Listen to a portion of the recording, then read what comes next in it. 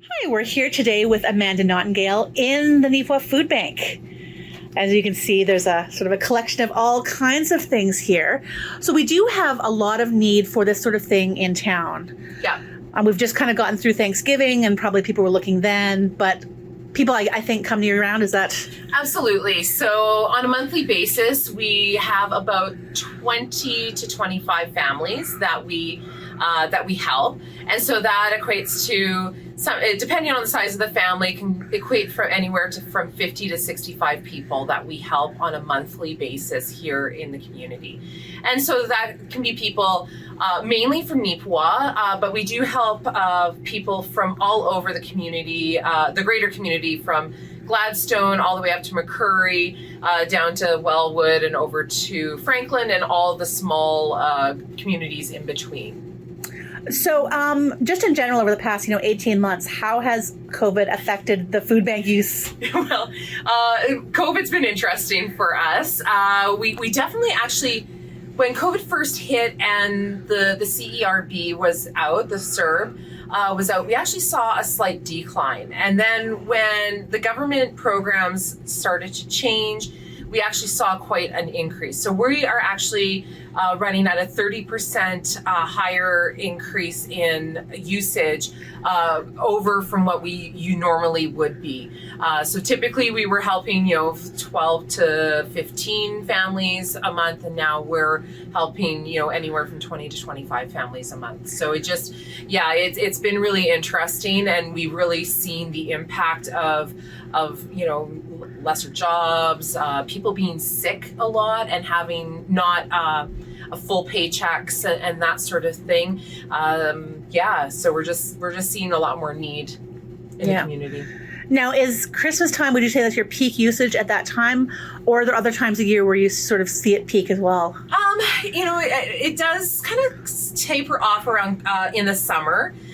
We saw a really large peak in March, April of this year. It's kind of gone down. We've started to see it starting to increase again, September, October, and it kind of ramps right up into December. So for Christmas, we have our regular hampers that we still do, but then we also do Christmas hampers.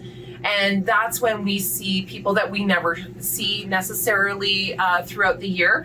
We'll see them only at Christmas time. And so that's typically people who, maybe both people are working in the family, but they just aren't quite making enough to make ends quite meet. And Christmas time's that struggle time. And so that's kind of when they'll reach out for a little bit of extra help.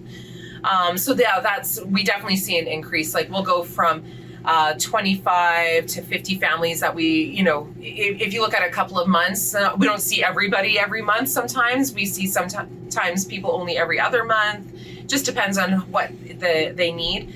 But probably of the 50 families that we see on a regular basis, we'll see another 50 to 60 families above that at Christmas time as well. Okay.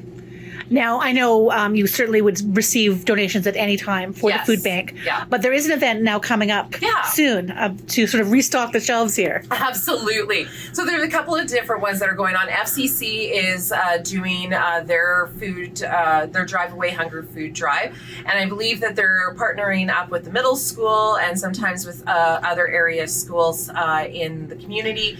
And again, it's a give cash or give a tin, that sort of idea. And all of that comes here, which is used to be one of our biggest food drives. Last year, FCC was so gracious that they knew that food drives just couldn't happen and just donated money towards the food bank, which was much helpful and needed. And then the Hope Group out of NACI is also doing their Scare Away Hunger food drive for Halloween. And so people will, and they're going to be doing this a little bit differently this year, very similar to the spring food drive that they do. So you'll expect to see bags with an insert in them saying what our top kind of 10 items are that we need. and then they will do a pickup of those bags from 1 to 4 on Halloween day. That way you can kind of get that out of the road, and then your trick-or-treaters will come afterwards. And all of that food, again, comes here. We expect, typically on those food drives, we get around almost 3,000 pounds of food, which it seems like a lot, but on a monthly basis, we probably give out 1,800 pounds of food on a monthly basis. So there are things that we will be overloaded with, and then there will be things that you can definitely see that we will need. There are definitely some bare spots within the food bank. So those will be good good things for us to have, those 2 drives. And I think a lot of people think of a food bank as sort of just as a concept. This is a physical place where we have food.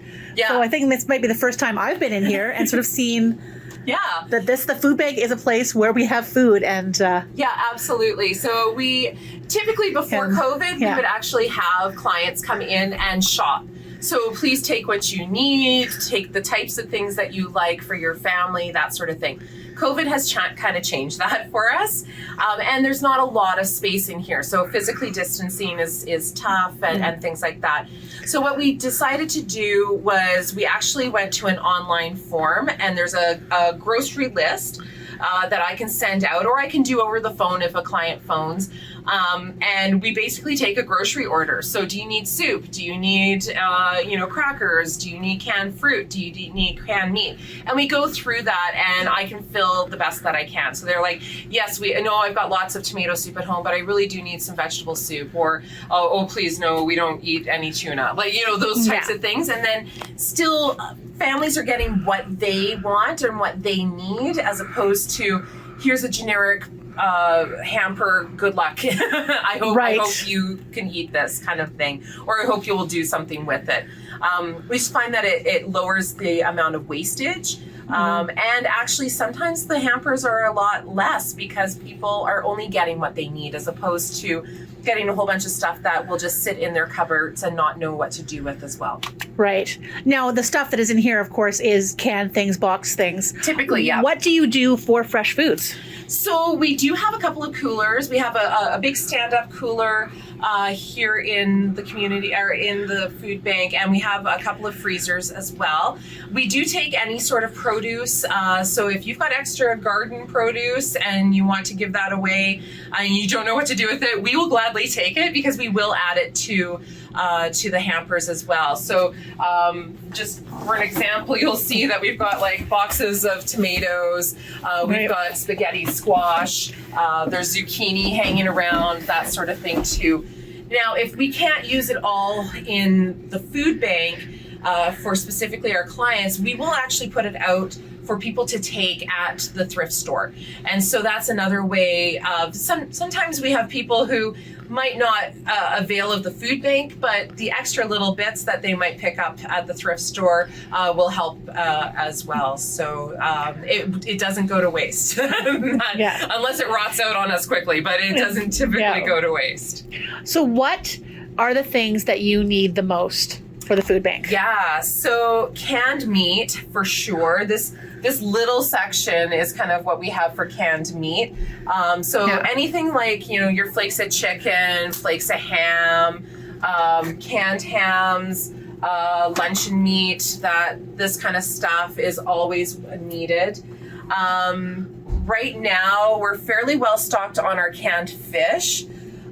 Canned fruit is another. Right now, we've got some stuff for school snacks, but really I've got about 4 cans of canned fruit, and it's always asked for, always asked for. Crazy enough, cereal. I'm down to this is it that we have for cereal.